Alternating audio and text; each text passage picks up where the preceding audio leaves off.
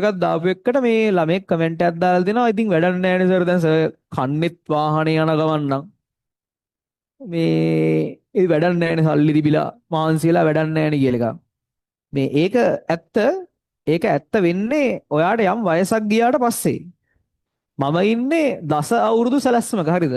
මං 2017 ජනවාරි 18 පටන් අරන් 2027 ජනවාරි 18 ඉවර කර 18 වෙනකම් මගේ දවස් අවුරුදු සැලැස්මක ඉන්නේ මං කලින්. ඒකෙදි මං කෑවද බිව්වද අසනීප වුණාද කිසිම දෙයක් හිතන්නේ නැහැ.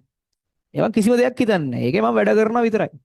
සම්පූර්ණයෙන් වැඩ. ඊට පස්සේ මම සමහර විට එක තව සමහර තීරණ ගන්න පුළුවන් ඒක පිළිවෙලකට මගේ කාලය ටිකක් ෆ්‍රී ටයිම් එකක් හදාගන්න.